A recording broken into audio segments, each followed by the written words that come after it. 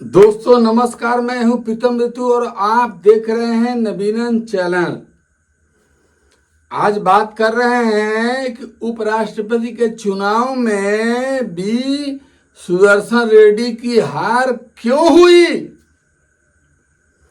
और सीपी राधाकृष्णन भारत के अगले नए उपराष्ट्रपति होंगे, इसकी घोषणा भी हो गई है। आपको अगर विश्वास नहीं है तो इस वीडियो को देख लीजिए। Shri Bucci Reddy Sudarshan Reddy has secured 300 first preference votes and Shri C.P. Radhakrishnan has secured 452 first preference votes.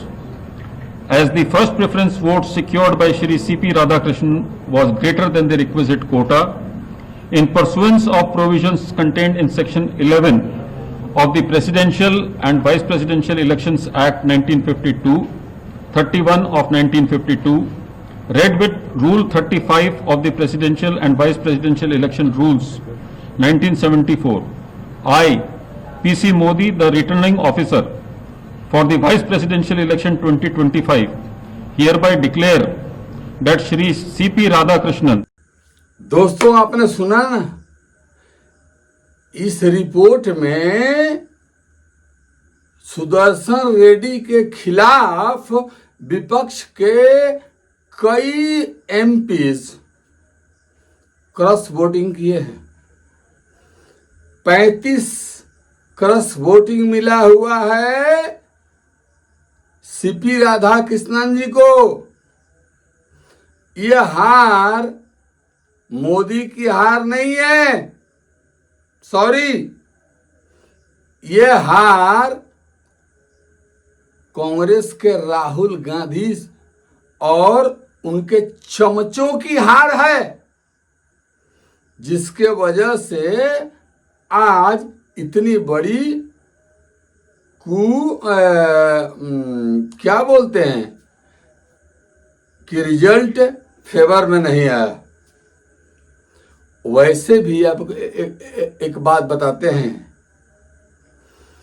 कि राहुल गांधी को इस देश में पसंद करने वाले कितने लोग हैं। ये मीडिया, गोदी मीडिया या फिर चमचे बढ़ा चढ़ा कर दिखाते हैं, जबकि ऐसी बात कुछ नहीं है।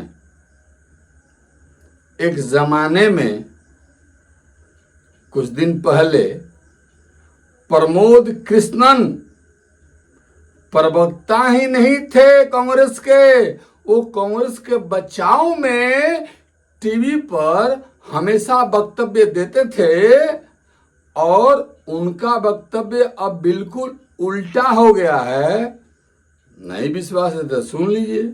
अगर कांग्रेस को बचाना है तो किसी ऐसे बेवकूफ आदमी के हाथ हवाले नहीं किया जा सकता है जो अपने नौकरों की सलाह पे चलता हो। सीधा सीधा आप आरोप लगा रहे हैं कि वो बेवकूफ। आरोप नहीं है, मैं इस बात को आपके इस पॉडकास्ट में जिम्मेदारी से कह रहा हूँ।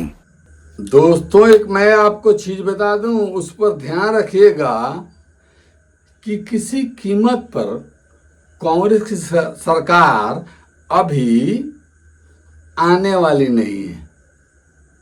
2045 तक तो आप चांस ही मत रखिए। 2045 तक तो आने की संभावना बिल्कुल ज्योतिषी चार्जों ने बता दिया है कि बिल्कुल नहीं आएगी तो नहीं आएगी। बड़े बड़े लोगों ने बता दिया है कि मोदी के बाद अभी भारत का नेतृत्व करने वाला एक बहुत बड़ा आदमी है जो यूपी से आता है। जन्म बेशक उत्तराखंड में हुआ है, यूपी का ही है। नाम है आदित्य जोगी, आदित्यनाथ जोगी। उसको भारत का प्रधानमंत्री बनना है, ये तय है। अब इन चीजों को जान करके कांग्रेस वाले, अब कांग्रेस का अध्यक्ष मत कहिएगा, नौकर कहिएगा। मैं नौकर बोल रहा हूं। मल्लिकार्जुन खड़गे सोनिया गांधी के तलवा चाटने वाला नौकर है, अध्यक्ष है। उसके पास कोई हैसियत है? कोई फैसला अपने से ले सकता है? नहीं ले सकता है। तो ऐसा जो है मल्लिकार्जुन खड़गे खुद बोले। एक मैं उनका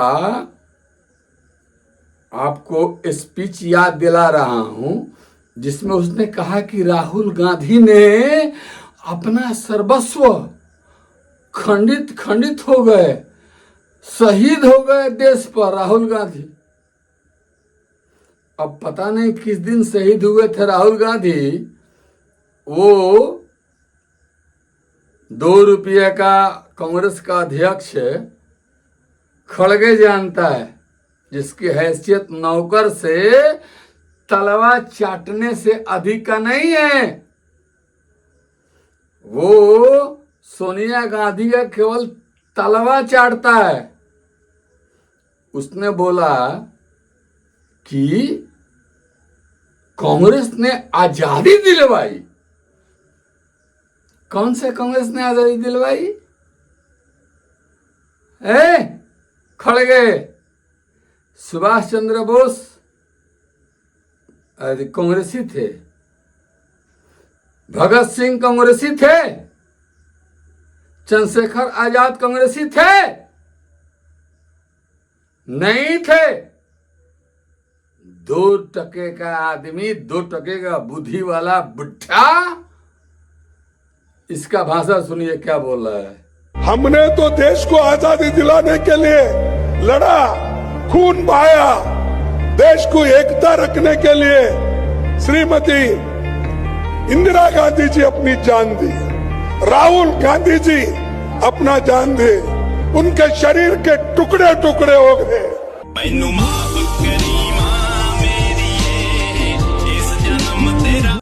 सुना दोस्तों, ये खड़गे जो बोल रहे हैं, क्या थी राहुल गांधी देश के लिए शहीद हो गए।